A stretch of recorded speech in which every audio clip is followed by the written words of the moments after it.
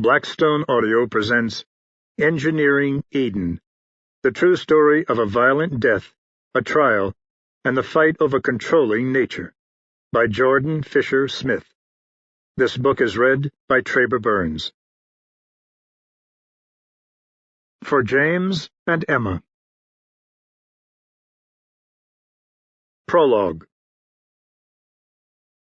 In the spring of 1972, the chronic pain in Harry Eugene Walker's right arm had come to coexist with such a yearning for freedom and self-determination that it was hard to distinguish one ache from the other.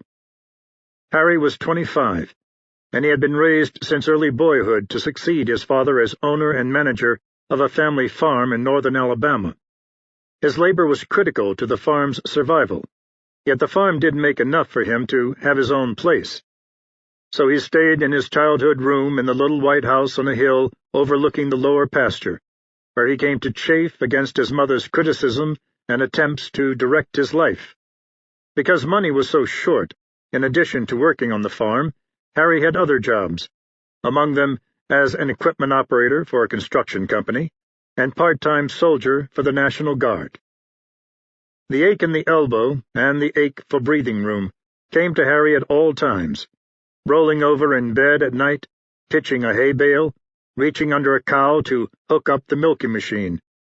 It hurt when he moved the levers on a backhoe for the construction company, and when he saluted his commanding officer at the National Guard, whose authority he had come to resent even more than that of his mother. The pain got bad toward the end of 1971, and favoring his right arm led to muscular pain in Harry's neck and back.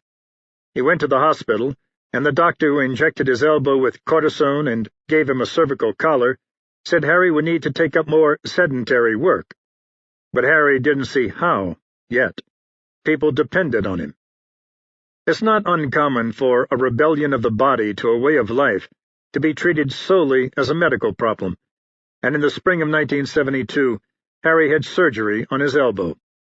But because nothing else had changed, less than a month into what would have been a 4 or 5 month rehabilitation, he was called into work at another of his jobs, where the weakness in his arm seems to have contributed to causing a minor traffic accident in his employer's vehicle.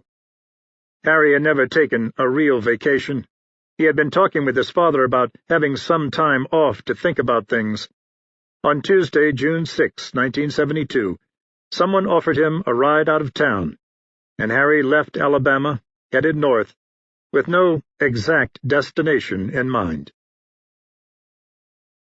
There is hereby created in the Department of the Interior a service to be called the National Park Service, which purpose is to conserve the scenery and the national and historic objects and the wildlife therein, and to provide for the enjoyment of the same in such manner and by such means as will leave them unimpaired for the enjoyment of future generations.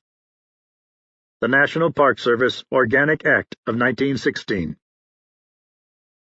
Ecosystems are not only more complex than we think, but more complex than we can think. Frank Egler, Plant Ecologist.